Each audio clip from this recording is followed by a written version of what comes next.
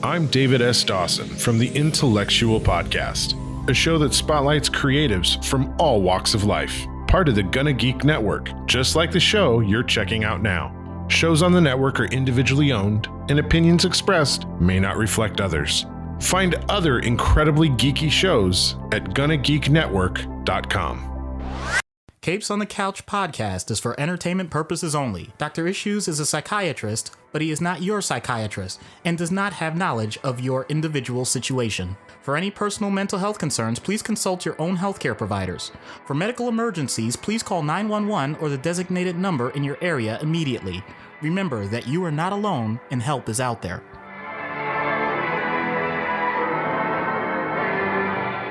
Hello and welcome to Capes on the Couch, where comics get counseling. I'm Anthony Sitko. And I'm Dr. Issues. This is issue 157, and in conjunction with the upcoming Black Adam film, we are going to be talking Dr. Fate. And if you're saying to yourself, but Anthony, Dr. Fate doesn't come out until next week, you would be correct. I screwed up the calendar. So I had initially planned for this to come out the week of Black Adam, and then when I was putting the episode list together, somehow I switched this in Gambit, which is fine. Just gives me another week to work on the Cajun accent that I'm going to attempt for the video. And I guarantee it will be better than what I just said. No promises. I'm going to do my level best, y'all. I promise I will. So real quick before we get started, if you are not already a patron, you should definitely go to patreon.com/capesonthecouch and subscribe there. I'm not trying to hawk too much, but we have got some good stuff coming for patrons in the next few weeks in terms of bonus content and episodes that will only be available for patrons for at least a very, very long time. We may at some point put them on the main feed, but we're going to give you the good. You know, in other words, Anthony Sitko is your hookup. Holla if you hear me. Nice. So if you are a patron, there is a 141 2/3% chance that you are going to hear some amazing content coming to your Patreon feed in the next couple of weeks. Oh, man. I think you're amazing because those types of references are so niche that you have to have a cross-genre understanding to really get everything you can out of this show. And I hope we're encouraging that. Absolutely. Well, he was just trending not that long ago on Twitter because somebody decided to throw videos of him doing all kinds of incredible moves. He ain't getting up from that one. I'm talking young Scott Steiner. Oh, I'm well aware. I'm talking about the first time he busted out the Steiner screwdriver. Or literally looked like he just dropped a guy on his head, but it was clear that he caught him midstream. Like, I'm not aware a person could do that, but whatever. Yeah, Scott Steiner in the Michigan headgear days with Rick was just this amazing combo of speed and size. He was Brock Lesnar before Brock Lesnar. But I digress. That's for Travis and the Wrestle Special to have on a separate discussion. One of these days, Travis will invite me on that show. Damn you, Travis. So, I kid. All love to Travis. So, Dr. Fate, Kent Nelson. There have been many characters to wear the mantle of Dr. Fate. He is a legacy character, but for the purposes of this episode, we are going to be discussing the OG Dr. Fate, Kent Nelson, created by Gardner Fox and Howard Sherman in More Fun Comics number 55, May 1940, because apparently More Fun Comics was what you could get away with calling a book, as opposed to Fun Comics. Now, does that mean you have additional fun comics or comics that are even of a higher amount of fun than other comics? There's some syntax ambiguity in the title. But does that imply that if you just have fun comics, was there a less fun comics? Or does that delve into more serious comics? We could really go off on tangent regarding the English language, but we digress, as we always do on this show.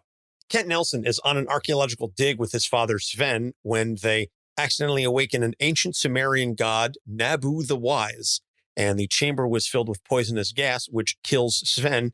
So Nabu pities Kent and trains him in magic for about 20 years before Kent returns to the U.S. and begins operating as a superhero. Now, I just want to pause there for a moment. He trained for 20 years. This is not some fly-by-night rookie superhero. 20 years. You never see that kind of commitment these days in comics. It's always, I got my powers. Cool. Let me go out and start kicking some ass. He trained. He studied. 20 years is a long damn time. Let's make this clear.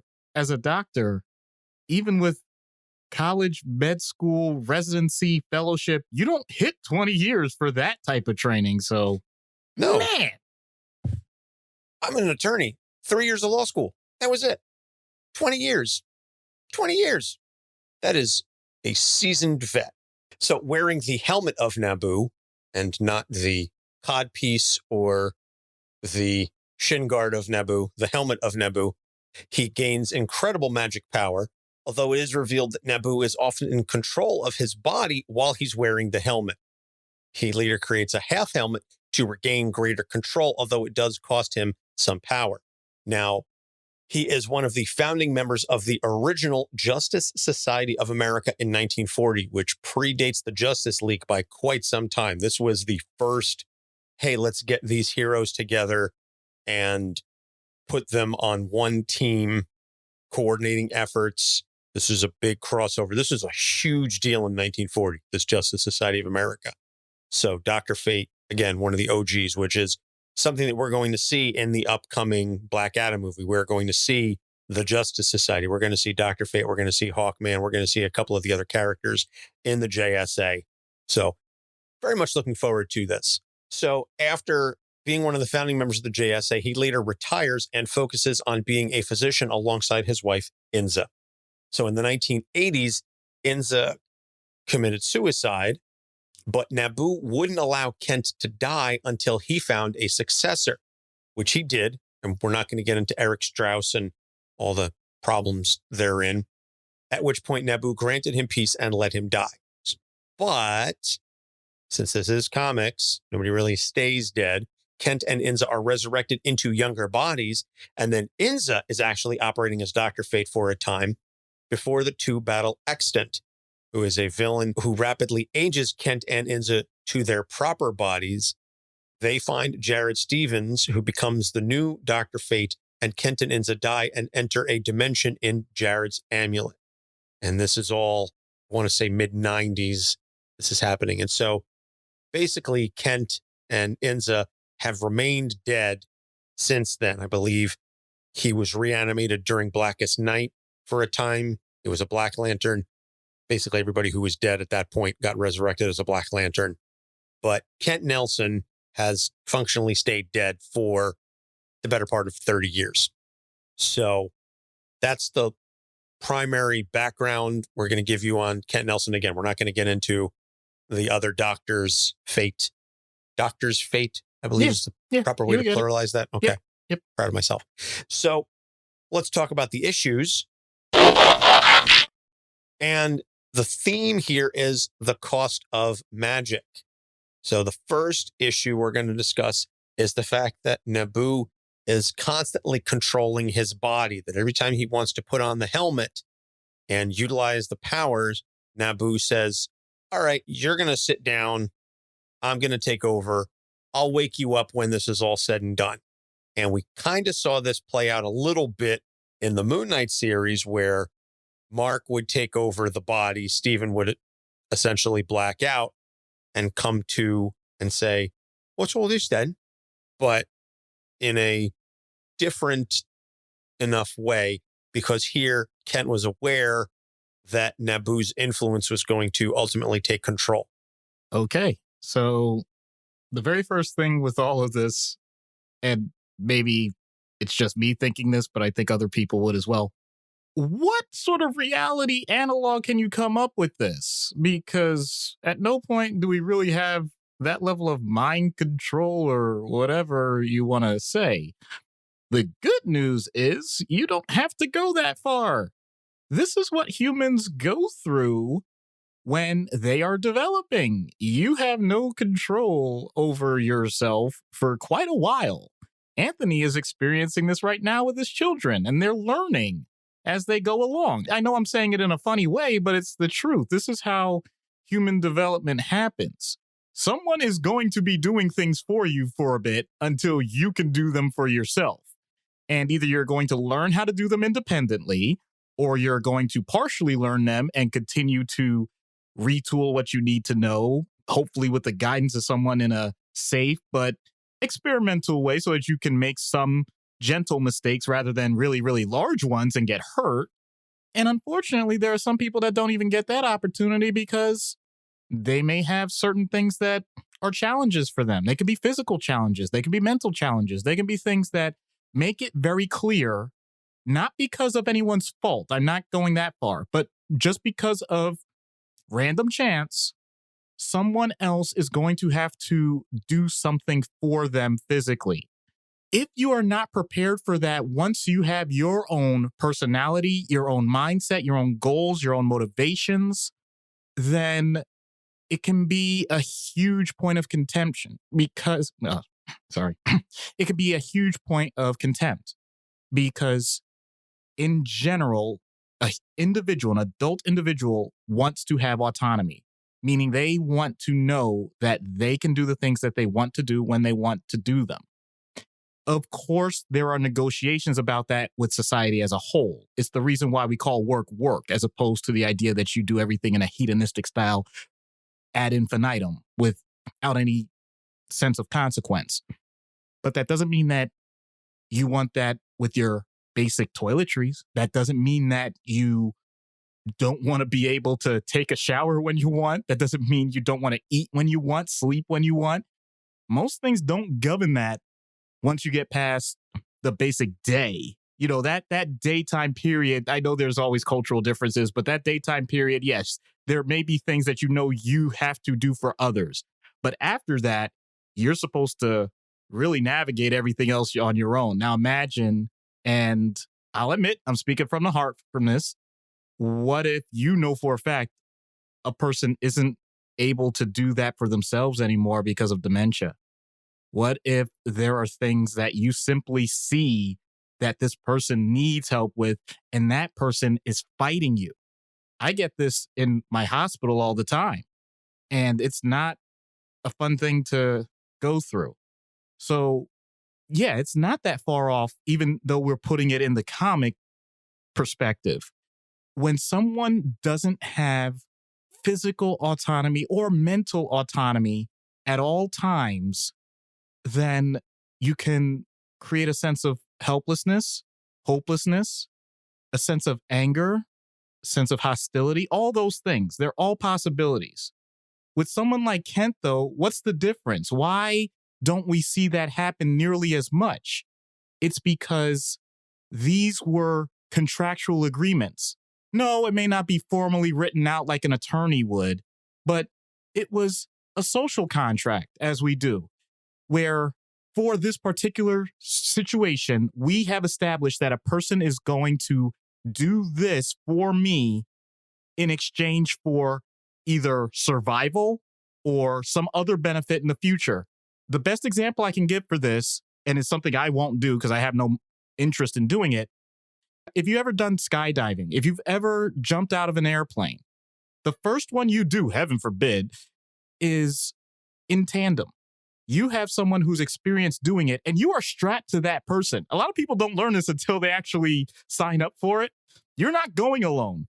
And by the way, when I say strapped to, I don't mean loosey-goosey like one arm or something. No, the person is going to lift you with their body and they're going to push you out of the plane. And I think this is really important, especially for now we're really getting close to the comic, because from what I understand, for people who have experienced it, the first jump that you do, the person will say, okay, we're going now on the count of 3. 1, 2, they go on 2, not on 3. Why? Because the person is technically in front and they'll freeze often, and they don't want that freeze to happen. So while there are situations where you wish you had control and you don't, there are plenty of situations where you are thankful you don't have control. Once again, I'll bring it back to myself. When I was going through medical school and I thought I was going to be a surgeon, nobody wanted me cutting on them with no experience. I was there with a well-trained resident who was also under the supervision of a well-trained attending surgeon. They were the ones doing everything. They were the ones showing me the things that were very important. Be glad that someone else was in control, even though in theory, could I have gone completely rogue and just said, okay, I'm going to try for myself? No one does that. Even though no one was physically controlling my body, there was enough mental control there. And I mean that in a good way. There was enough respect for a system that had checks and balances that allowed for the well-being of people that were incapacitated. After all, they're under anesthesia. They can't do a thing. They are totally at your whim, at your mercy. So there's a lot of times, especially in, I'll be selfish and say in U.S. culture, where we want that individualism, and sometimes we take it to a certain potential extreme, but other cultures don't go that far. There is a reason why it's okay sometimes to let someone else have control, because I know that's different than many times I've pointed it out in other episodes, but what I'm getting at is it doesn't have to be an all or nothing experience. We're all going to go through these points in life, and I'm here to let you know that it's okay. That is incredible life advice. And I wasn't really sure at the beginning where you were going to go with that, especially with the skydiving metaphor. But I like how you tied it all back around at the end. And it's funny. Sometimes I even feel that way about the show in the sense that you're the professional and I may be the one running the mixing board and the guy throwing in the pop culture references. And once in a great while, I'll have something intelligent to say. But without you here, this show wouldn't exist. You are the professional. You are the one that I'm strapped to, for lack of a better term, that is shoving us out of the airplane on 2. Haha, fooled you on the way down. 1, 2. Ah! Yeah, but you're right in the sense that we do tend to take some of that individualism in this country to unhealthy places, shall we say. And collaboration and cooperation need to be given a good amount of, I don't want to say deference, but acknowledgement in society, because without it, we don't have a social contract. I mean, if you're the type of person to believe in social contract theory, I am. And I just, gosh, again, some of that individualism stuff can really be saved for another podcast. And so the idea of completely subsuming yourself in service of someone else is not good. The idea of doing what you want, consequences be damned, is not good. There has to be a middle ground somewhere, that Goldilocks zone, where everyone is allowed to live a life that they want to live in pursuit of life, liberty, and happiness and all that, but not at the expense of others. And when you come up to that border, that's where things have to be negotiated and or clearly defined. But again, that's a topic for sociology podcast or a political science podcast. This ain't that kind of show. So we will shift then to the second issue, which is the losses, plural, of Inza. And again, Kent has gone through his own fair share of loss, but Inza, again, trigger warning, did commit suicide in the 80s.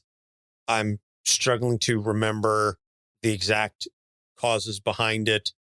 I believe it had something to do with magical villain wreaking havoc. There was also some physical illness, I believe, that was present as well.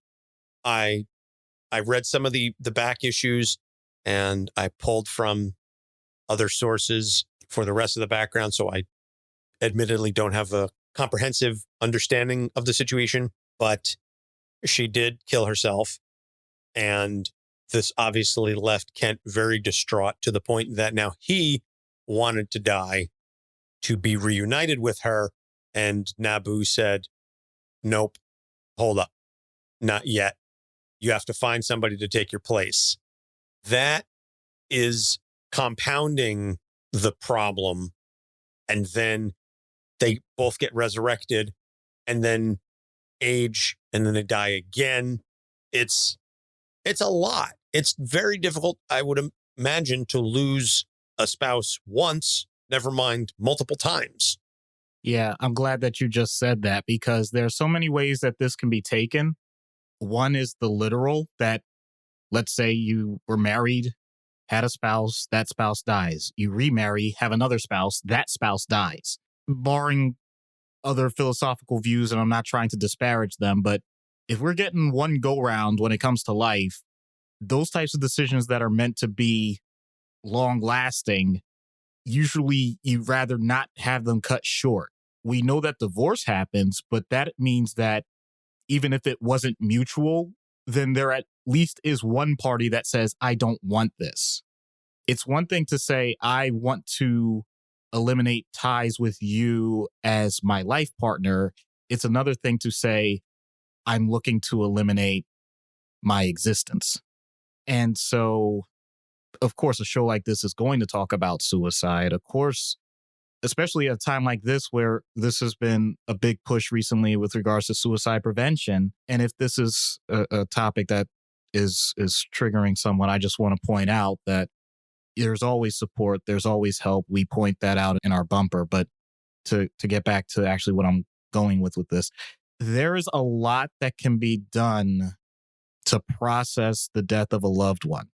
But there is nothing that replaces the idea that that person thought that life was not worth what you think it is for them. What that person has done with regards to suicide, especially if it's a spouse or significant other or close family member or close friend, is they've just detonated a pain bomb. They have managed to take pain and spread it to as many people as possible. And that can lead to some conflicting emotions, because of course you have the grief part, and we've talked about grief in many forms, but it also creates a mystery. Sometimes the person will leave clues, or maybe leave a complete path that's been walked, be it a note or other things, or this is something that's been ongoing in a chronic condition, and in which case it's something that's known, but often it's not.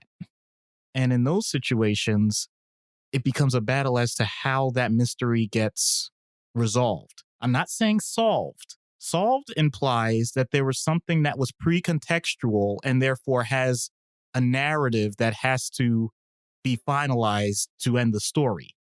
That may not exist. The narrative that you tell yourself, that exists. And how you decide to emotionally process that narrative, that is crucial to all of this, because you can start to weave that story however you want to. And maybe comics is one of the best ways to do this. I think that there's a huge metaphor there to say you have to find a replacement before your life is over. I wouldn't necessarily go that literal. I would think it's more that this other person gave you a sense of purpose, a sense of meaning. If they're no longer there for whatever reason, what's next? How do you keep going? And we do see very commonly, regardless of if it's suicide or not, that if one spouse dies, that commonly the other spouse tends to die sooner and potentially even unexpectedly, even if there were no previous physiological cause. So we know there's that connection, whatever you want to call that. But it doesn't have to be that way. I don't want to make it sound all doom and gloom. The whole point is there is another path. There is one of acknowledging that this person, for all we know, and I'm leaving this as possibilities, okay, because I know everybody walks their path, that this person had such a tumultuous journey that they were fighting every step of the way to make it as powerful as it could be. And for one reason or another, it has concluded. The fact that they were willing to travel such a jagged road, such a rocky road, allowed for yours to potentially not have as many rocks and as many things in the future, because they showed you a different way. Not the way that you wanted, not the way you intended, but the way it is now. And it leaves unfortunate opportunities. I say unfortunate because suicide, in my opinion, is something that is always painful. But there's still that hope for those that remain. And if it's possible to take the perspective that the person that's now at rest, yes, they spread pain, but they also spread information about what this world can do if a person is having difficulties and has no way out, or thinks they have no way out. So as a typical call, just nothing eloquent about it. Just if at any point you're feeling that way, please don't be embarrassed. Please don't be ashamed. Please just let someone close to you know. And they may be ham-fisted about it. They may be awkward, or they may be gentle. They may be gracious. They may be angry, whatever it is. I don't know how the person on the other side of it's going to react, but I can tell you that it is usually from a place of love. I don't want people to manipulate this and think, oh, and believe me, I do get this with patients. They feel like the only way they get attention is by pointing out thoughts of life not being worth it. I don't want to romanticize that. But I do want to say that when someone is asking for attention, there's a good chance it's because they want attention. Don't drop that just for the sake of saying, I'm worried about how it looks or how other people may think. For anybody that's lost a spouse, I can't speak for myself. I can't.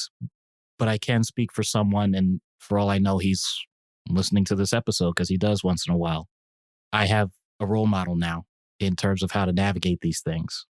And I can tell you that when you have truly done everything you can for someone at the end of life, and you can be at peace with that, things truly can become brighter. Beautifully said. And as someone who has been on the receiving end of 2 phone calls from 2 separate individuals related to thoughts of suicide, or at least idealizing it, it is nerve-wracking.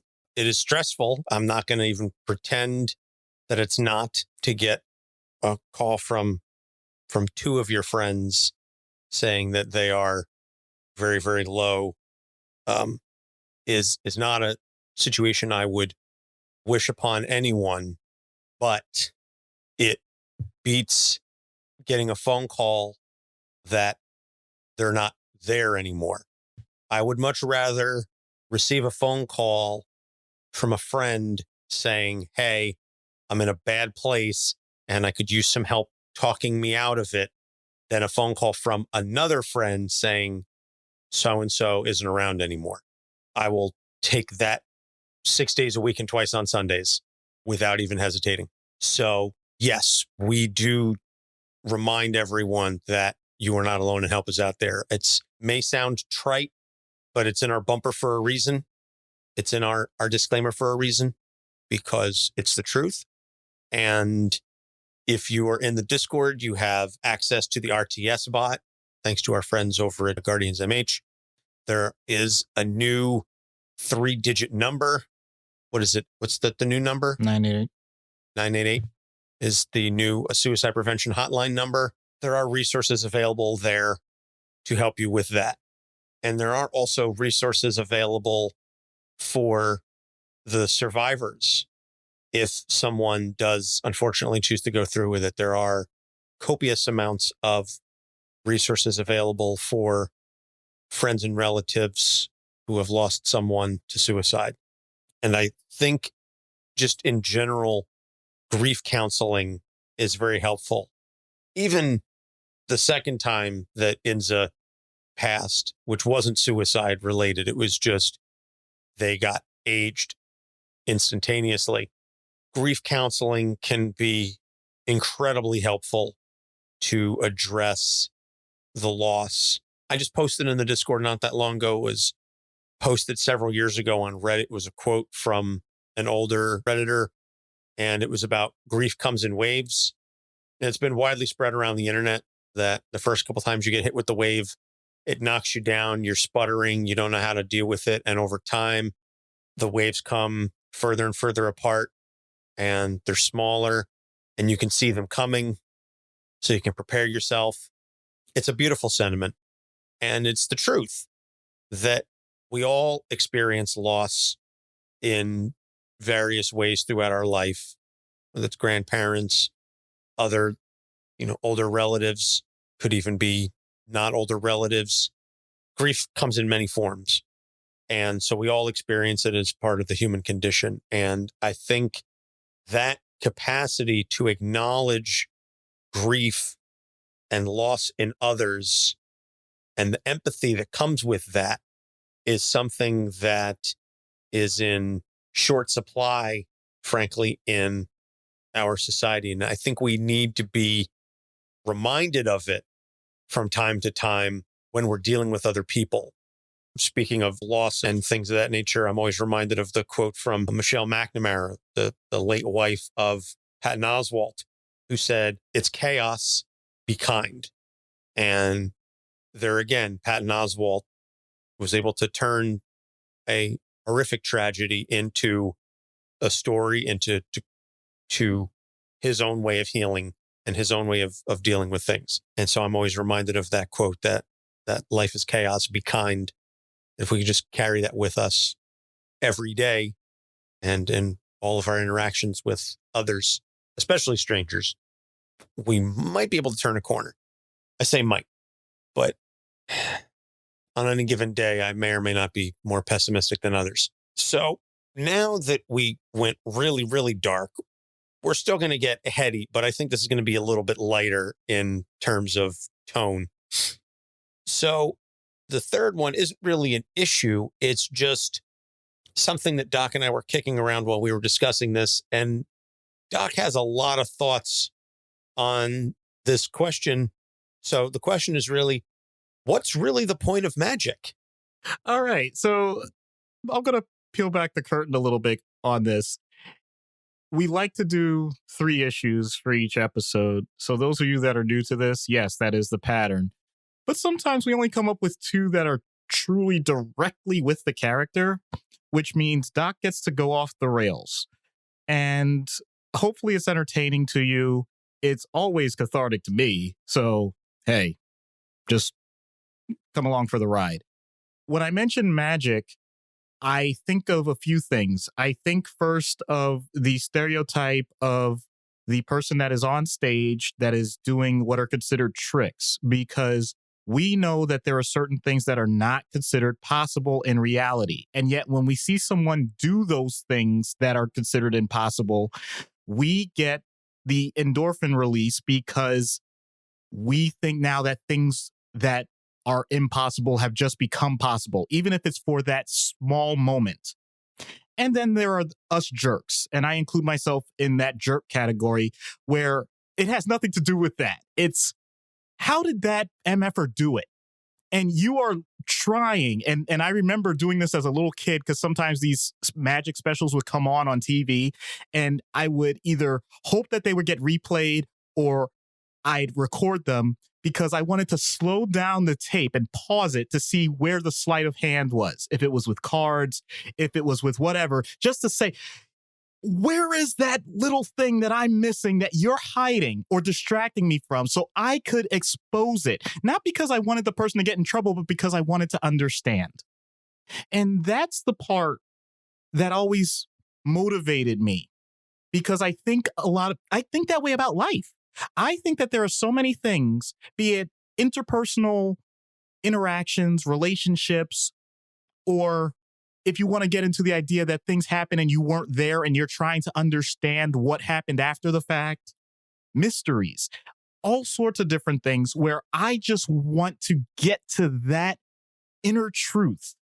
And the fact that there is some person, I'm saying person because this is important, there is someone that is intentionally blocking that ability because they want that sense of control, bringing it back to the very first issue. That's what magic can be on the surface. Now let's get into something that's a bit deeper than that, a bit more spiritual. Because for the longest time with human existence, longer than what we now in modern society think about, there was this idea that we knew that there were things that we had no control over, and therefore we had to assign something, whatever that was, that truly was in control, and we were coming along for the ride. And how we describe that, if we had no other vocabulary or understanding, essentially falls into the category of magic. It just is. Something that we don't know about, that we don't understand, we'll just ascribe in a different way, and that's comforting. So I don't know why rain happens, but rain falls down and we get wet, but it also allows for crops to grow and everything. Okay. Why does that happen? And sometimes we get droughts instead. Why do we get floods? Why is it not perfectly regulated and controlled? Well, that's not up to us. It must be something else. Now we do have other ways to explain it, but it still doesn't get to the heart of the idea of we don't control that at all. I'm just giving that as a very basic example. We know fully well how deep this goes. Every one of us has these types of thoughts, and that's fine. That's what we do. But do you notice how I'm coming at this from two different angles? On one hand, it's us creating illusions of things that we want people to think and expand our minds, while other people are trying to expose how in reality there's something much different going on. Meanwhile, on the other end, you have a lot of things that we know almost nothing about, but we keep trying to get bits and pieces here and there via space missions, telescopes, deep sea expeditions, the exploration that we've done, the experiments that we do with our own bodies, the things that we have to learn about in terms of fighting off disease, all these other things that sometimes we ascribe to something we don't understand, but we know has to be omnipotent, while other people are saying that we're going to slowly chip away at this, and I hope it's not offending you. Those two sides are part of the same coin. And I think that as long as we keep that knowledge in balance, then we don't have to have the deep, truly deep dissonance that I see on a regular basis with some people when they're trying to deal with the idea of the existence of God or religion, or people that are even delusional saying that they are a higher power themselves, even when they still have a physical form, while not criticizing people that point out that there was someone that had a physical form and is God. None of this has to be as controversial or as threatening or as painful as we make it out to be. There are people that follow the idea of being Wiccans, the idea that, there are things that still are supernatural. Nature religion itself, the concept of spirituality, Buddhism, Hinduism, all these things, the idea that things within our world can manifest as spiritual things that allow us to have a better existence. The idea that maybe our whole point is to be completely different and have a different plane of existence that either when we die we're going to go to, or even when we're on the planet, it's all going to end with us when we die. Either way, I'm totally open about this. So to get back to the original question, what's the point of magic? I think it's just the idea that it allows our minds to go places that we wouldn't otherwise. And it sure as hell makes the world more fun. Well, given that magic makes the world more fun, but if you're talking about whether to use that as a corollary for higher power, religion, God, deity, whatever you want to call it, how many people have been murdered and slaughtered and invaded in the name of a particular deity over the course of the entirety of human history. I don't know that I would necessarily qualify that as fun, but the idea of someone maybe shooting sparkles from their fingertips, yeah, no, that's kind of cool. I always would watch those same magic shows. David Copperfield was big. We're dating ourselves in terms of age, but David Copperfield always had those big TV specials when I was younger, and whether it was, okay, I'm going to put the cards on the screen and I'll know which one you end up with, etc., or making the Statue of Liberty disappear, or all kinds of things. Yeah, magic is fun. That's why I like Penn and Teller, because they show you how they're going to do it. They show you what they're doing. They break it down for you. And in the meantime, they've done something completely different, because showing you the misdirection in and of itself is misdirection. And it's just beautiful on a meta level. Yeah, magic is cool. So we're going to take a break, plug a couple of shows, and when we get back, we'll get into treatment. Stay tuned. Hey there, I'm Chris from the Geek Peak podcast, here with my two co-hosts, Trent. What up? And Brandon. Yo, yo. Here at the Geek Peak, we strive to provide you the best content from all across the pop culture multiverse. Think of us as your content concierge, seeking out all the best movies, TV, games, and music to save your valuable time. We have a different adult beverage every week, and we like to keep things light and fresh, so come hang out with us. So check us out on all your favorite podcasting platforms. That's Geek Peak. Like a mountain! And check out our site at geekpeakpod.com.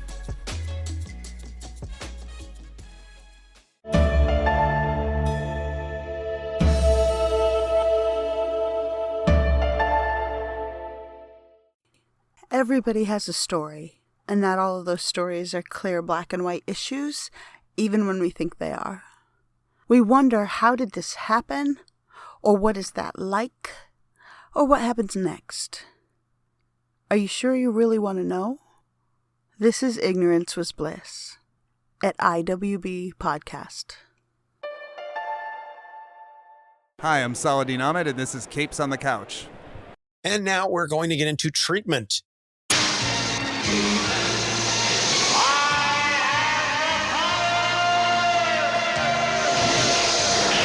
Starting as we always do with In-Universe.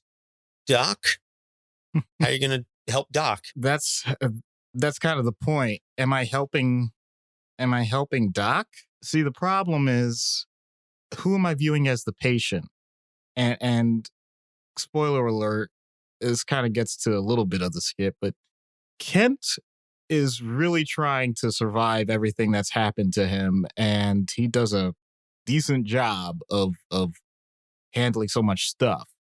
Can we work on this on this Nabu person? Because it seems like too often when it comes to mental health, to psychiatry, we are very focused on the individual, and I respect that.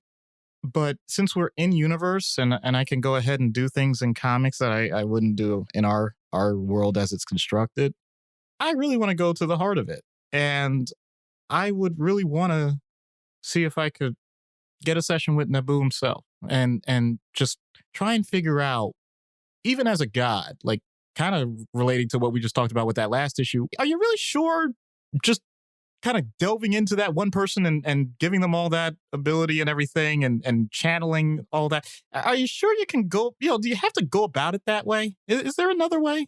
Can we start to humanize a little bit without getting into the human, and leave Kent alone just for a while so that he can be just a regular dude? I really want to see if I could go that route. I have no idea where it would take me. But I basically would say, like, you know what? I think there's misdirection here with the patient. I think we got to get the right person on the couch, or whatever that would be. Interesting.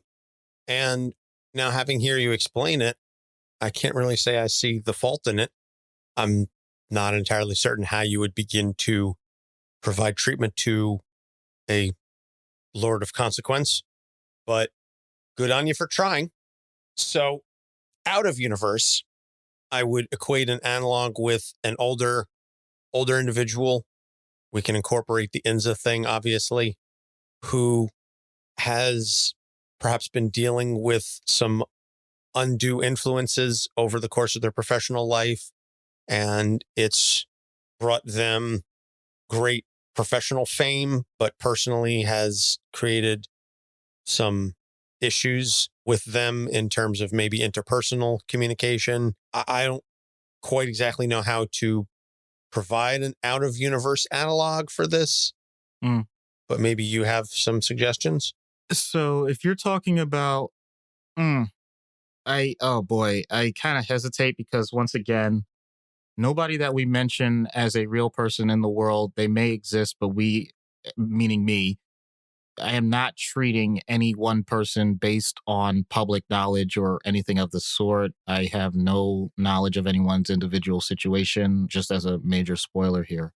But if you're talking about someone who does have certain requirements for assistance, because that was the first issue, who has, in theory, let's say they have some serious disabilities and also has gone through significant loss, although in one area they have had significant success. And so on one hand, they get held, and we've seen this plenty of times. A person gets held up as like this beacon of everything that's considered good in the world. Meanwhile, they're saying like, I've had some serious tragedy happen in my life, and I don't need everybody saying that to me. I just need someone to help me with this other stuff. That actually is pretty common. And to be honest with you, that's something that outpatient providers see a lot because we're the ones that they go to because they can't let down their guard for anybody else, you know? And I'm doing my best not to name names. I mean, there have been people, for example, that have had tragedies in terms of be it motor vehicle accidents or things, end up paralyzed, and yet they have foundations. They do wonderful things, but it doesn't change the fact that for one reason or another, their life was completely altered and it was out of their control. It was an accident or whatever. Maybe it might have been an attack. You know, maybe someone was trying to rob them, whatever. My point is there are a lot of variations on it. It doesn't have to be one particular person. But the whole point of all of that is you end up with a situation where, congratulations, you have created purpose for your life. But all that other stuff still remains messy. How do you parse that out? How do you deal with, as Anthony so eloquently put it, the waves that come either with grief for yourself or if it is with the loss of others, you know? And there is no one right answer for this. It's a matter of what techniques do you still use? Because what I think ends up happening is, I'm trying to think of the right term for it. I don't think there's a professional term for it because it's not extinguished, but it's fatigue. It's coping mechanism fatigue. The idea that you have used the same coping mechanism for years, decades even, and while you've become known to do that, and everyone knows that when you, let's say, are going on a nature hike or something, on a trip, I should say, especially if you have limitations. But the point is you're traveling and everybody knows that's your mechanism for coping. And it's like, well, I've done that so long. Like that doesn't have the same effect that it used to. And then the person starts to potentially think like, oh, well, then what's wrong with me? Getting back into some of the potential negative thoughts that they had previously when they were first dealing with the grief or the change or the loss, whatever. And it's the therapist's responsibility not to tell the person, okay, just keep doing what you're doing, or to say, all right, come up with some brand new ones. We'll do whatever is necessary to accommodate those things with the other person still being in charge because they've demonstrated that they can still be in charge of their life. There is one part, though, that becomes really scary, and that is from a professional standpoint, if we've noticed that there's enough of a change that the person isn't as much in control as they used to be. And that's when some really difficult discussions happen. Is there someone else that we can contact for you? Is there someone you would like to be notified of our sessions?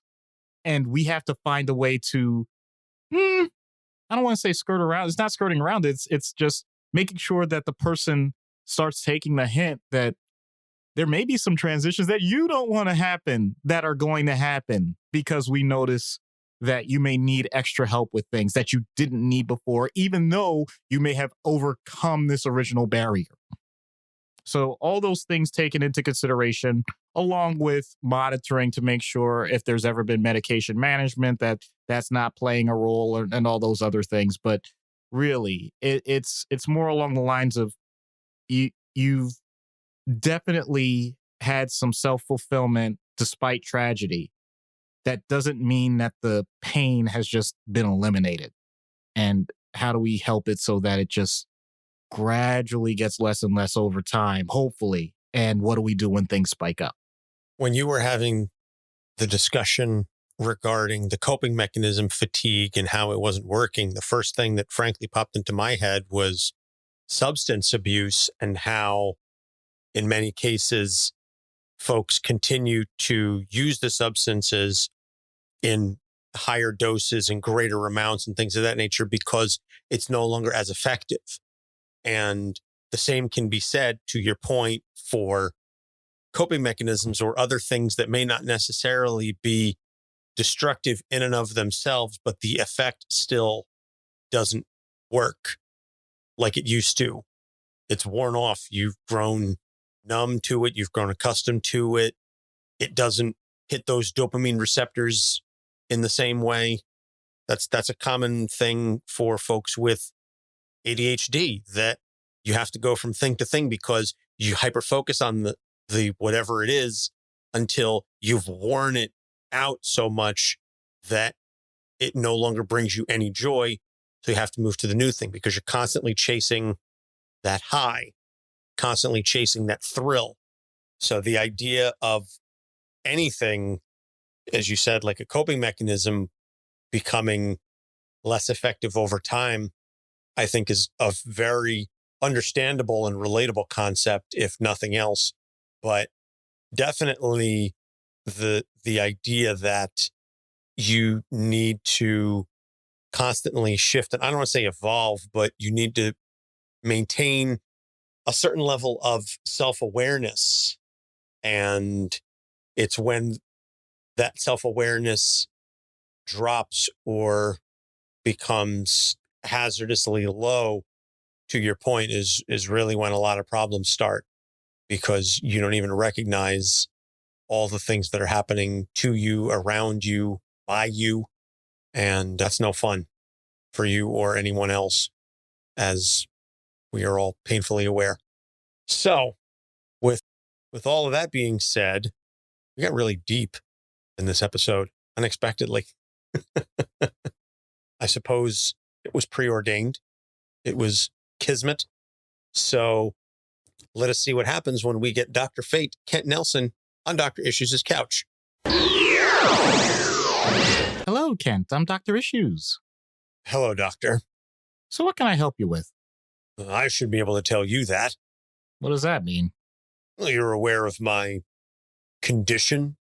Ah, that name. It's a bit on the nose, isn't it? You're one to talk. I've always wanted to be on the other end for once. Forgive me. As much as it may amuse you, I'll admit I'm not much for small talk. Neither am I, usually. For some reason, I'm a bit more loose than usual, and I don't even know you. That's telling. I'm not sure what, though. I'm used to others obfuscating their motives for some other time, but not when they consider themselves an ally. Is there something you're looking to avoid? This isn't supposed to be about me. The longer we talk about my own mindset, the less time we have to address yours. So to get back to your original point, no, I don't want anything about my future. Phew. Well, I suppose it's good that I don't have to put on the helmet then. Wait, were you purposely flipping to questions on me because you thought I'd want that? Well, it's what most people want. They think magic is part of a whimsical show. But the realms of gods are deadly serious. Whimsical ask for lottery numbers leads to the knowledge that their cousin will soon fall ill. Tears of joy, tears of sorrow. They all stain the face the same. How morbid. Again, from what I know of you, you're casting stones from a glass house. Gallows humor is a well-known defense mechanism. I know where mine comes from. What about yours? I never implied humor. You have your own lens to view the world. I tend towards stoicism. Face reality for what it is, and it will never harm you. Then you're also aware that reality can bring wonderment, enthusiasm, passion as well. I mean, I think your helmet is your way of physically manifesting a protection from the worst, but it may also limit your best. Well, the civilizations that have been saved would disagree. I'm sure they disagree. Do you? What if I told you it's not me? Well, not all me. I've done this enough times to take a hint. Who then? Is it safe to tell? You're going to think I'm crazy, that I have multiple personalities or something like that? No labels. Please, it's too quick to cast such judgments, and I never use that kind of language. Heck, I've even had sessions with someone who deals with ancient gods granting power in exchange for loyalty. And to think I assumed I had a unique scenario. Oh, you have got to be kidding. Magnets draw metal because they are strong. Magnets draw metal because they are strong. Sorry, I have a mantra I use to recenter myself. Every situation is a new opportunity to enhance a mystical being's attitude, psyche, aura. I don't know what the proper terms are. You know, this might be forward, but it's clear to me that you have only been on the receiving end of magical influence. You are hindered by what is instinctually unfamiliar. I may have a way to assist your comprehension. Cool. I enjoy reading new things as long as, there's a decent English translation. Well, the process is not done through theory alone. I may not cast spells on myself, but if I know that it will be used on another... Whoa. I've spent my career telling people to limit their use of a surrogate, and you're inviting me to jump in? Nope. No way. The best analog I can think of is guided meditation, Doctor. Safe word is screwdriver. Got it? If you say so. This is a facsimile of my own helmet. Since you wouldn't be able to wear my own, you'll have an opportunity for just a piece of my existence. Ugh. My head, it's like a 3D game set fire to my eyes. That is clarity beyond typical sight. If you are not of pure mind, then your soul will be destroyed in a matter of seconds. You have bent your mortal form to the whims of Nabu for the good of the universe. This is no small sacrifice. I'm not dying? I figure he just tricked me to knock me out or something. Kent Nelson and his wife have long been sacrificial lambs for the world. You are joining esteemed company, if that is any consolation. Indeed, you appear to have an unwavering motivation to aid those around you, but you must let go of your modest approach. Oh, wow. I can really help here. You've been ignored for too long. That is absurd. No one has ignored a Lord of Order without consequence. Oh, I think you're underestimating your vulnerability. You've too often neglected kindness for weakness. Act after long delays because of impulse. I can do something that no one else has offered. I can listen.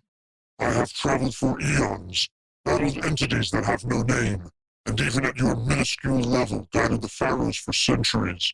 What makes you any different from the countless visceral vessels I've utilized through epochs of the unknown? Try me. Tell me all of the frustrations you've had since existence, and I'll be right there with every word you say. Sometimes I really miss Celia. That's the whole world. Well, we were around well before the world, of course. But you have to start somewhere, right? Anyway, the fellow lords are way more petty than you can imagine. One eternity later. And that's why human ears have a tragus. Wow. Huh, I haven't used that term since medical school anatomy class. This is amazing. I've been trying to demonstrate the futility of human history, and yet you still stand there enraptured. What manner of magic are you sourcing? I've never been in the presence of such patient warmth. Told you so. I only know of scripture that describes human life lasting this long. What? You have been listening to me for, well, in your terms it would be millennia. What? My life, my family. I didn't mean. Oh man, I can't believe you fell for that. I had a temporal spell cast.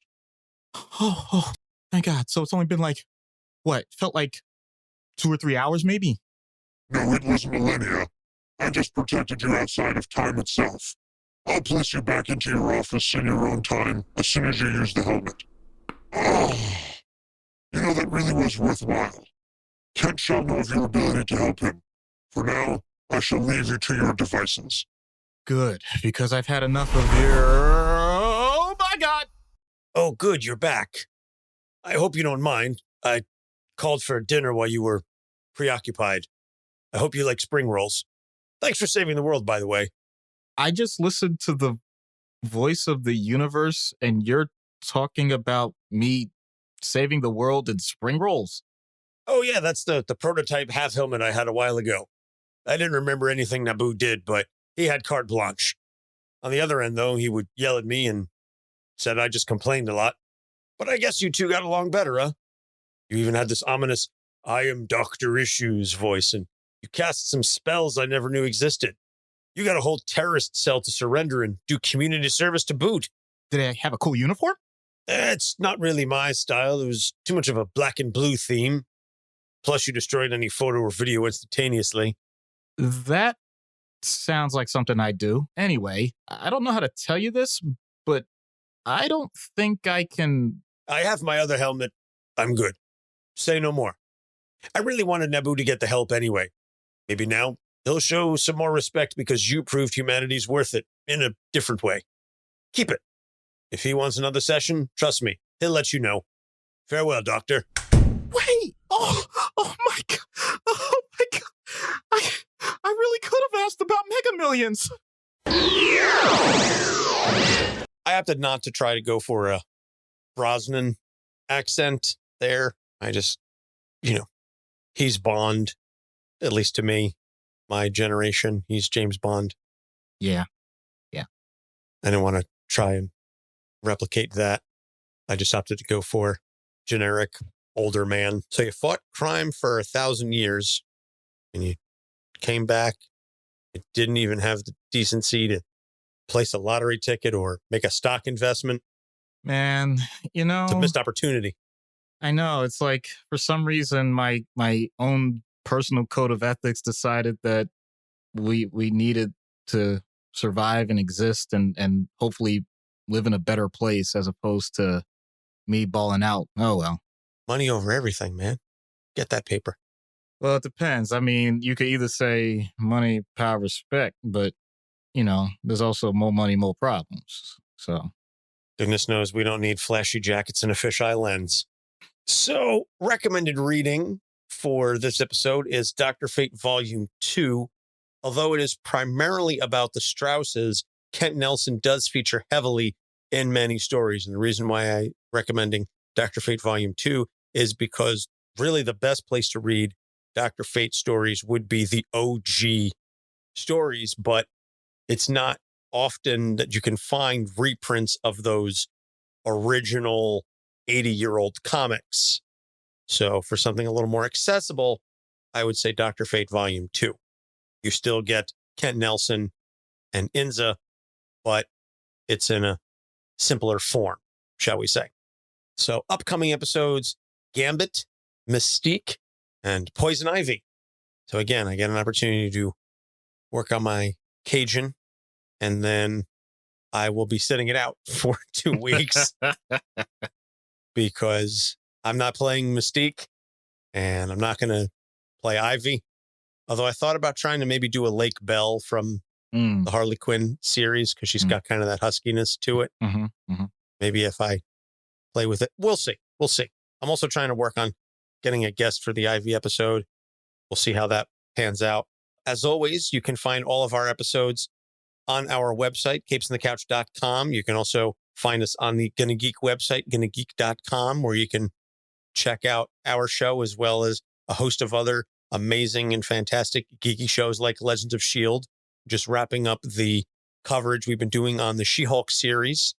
That's been a lot of fun talking with SP and Chris and Lauren and Michelle, providing some insight as a lawyer on the legal representation within the show. The representation of the law, not the legal representation. I realize as I said it, as like legal representation technically means something different. The presentation and the accuracy of the law, of which there has been,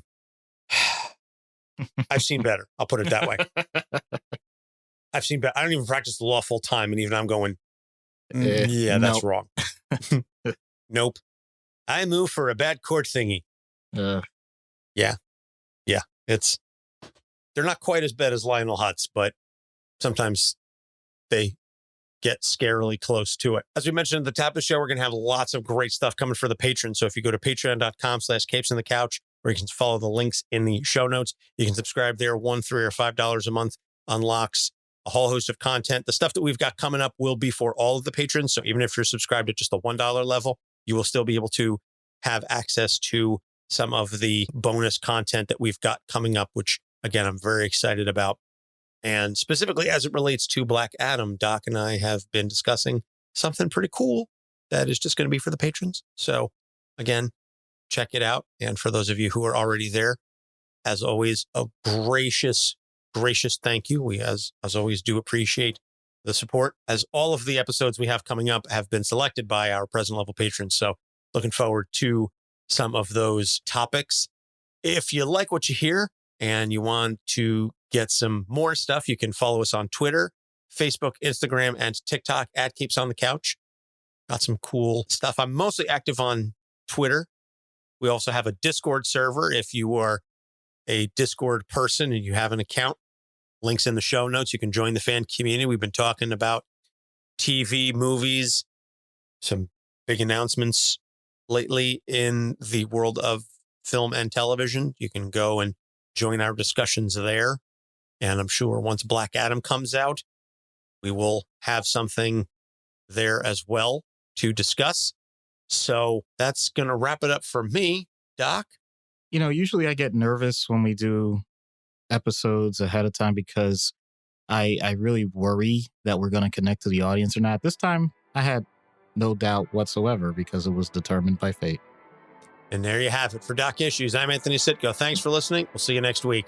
Capes on the Couch podcast is for entertainment purposes only. Dr. Issues is a psychiatrist, but he is not your psychiatrist and does not have knowledge of your individual situation. For any personal mental health concerns, please consult your own healthcare providers.